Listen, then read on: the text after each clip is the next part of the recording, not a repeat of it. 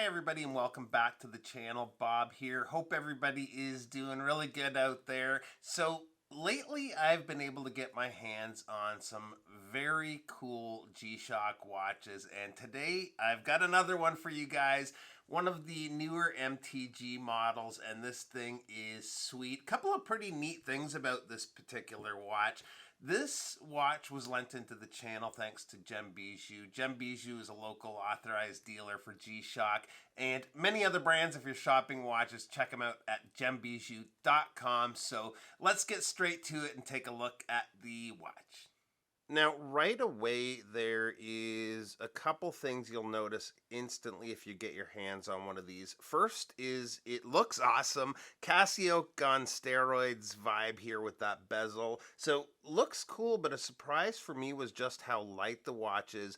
The watch head itself has a bit of weight to it, but it's still on the light side. It's really the bracelet, though, that makes it as lightweight as it is. The bracelet is actually using hollow links, which you would normally associate with a cheaply made bracelet. The links, though, are filled with resin on the underside and feels good against the wrist. I'd compare the feel to a titanium bracelet. It is a quick release bracelet, and the watch actually comes also with this second red strap. We have a small kind of a tweezer type tool to do the strap changes, and works quite well. I haven't actually tried the red strap on the watch, but I think it would look really good on it.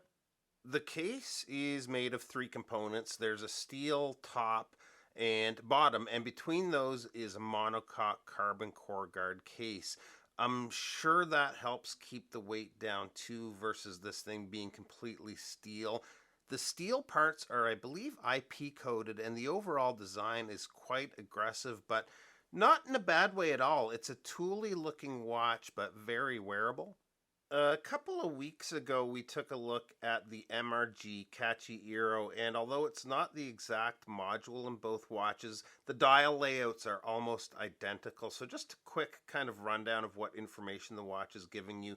Down at the 8 o'clock position, the subdial with the red surround shows us a second time zone. It's small but surprisingly easy to read with the contrasting white hands. At the bottom right of the second time zone subdial, there's a smaller subdial with an AM/PM indicator. The subdial up between the 10 and 11 is the 24-hour time for your local time. The larger subdial on the right, when you're in regular timekeeping mode like we are now, shows the day. It also shows the mode you're in. So if I hit the bottom left mode button, we cycle to the stopwatch first. In this mode, the second time zone subdial switches over to your minute totalizer for the stopwatch. To get it started, you just hit the bottom right button, and you can see the second hand starting to tick away.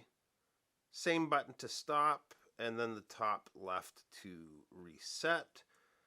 The next function or mode is the countdown timer, and right now it's set to count down a 10-minute event, which you can see on the bottom left subdial, and you work this the same way you would the stopwatch.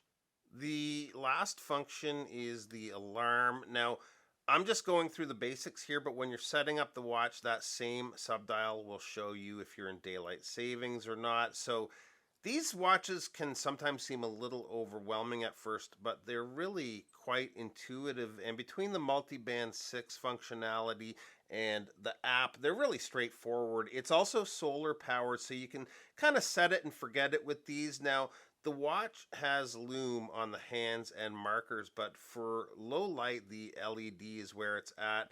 It is super bright, and I love that fade it has when it turns on and off.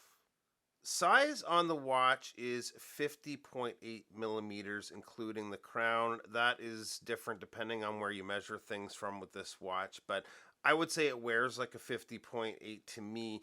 It's got a male fixed end link, which is really going to be your effective lug-to-lug measurement.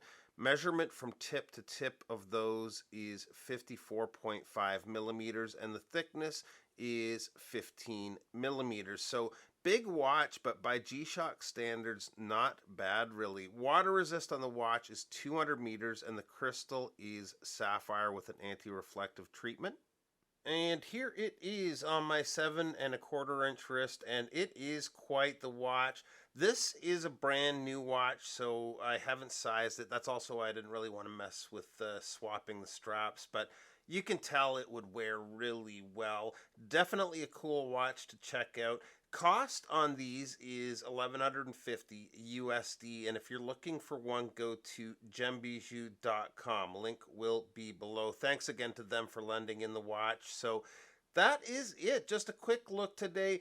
Any questions on the watch, reach out anytime. Thanks for stopping by, and we'll see you real soon. Bye-bye.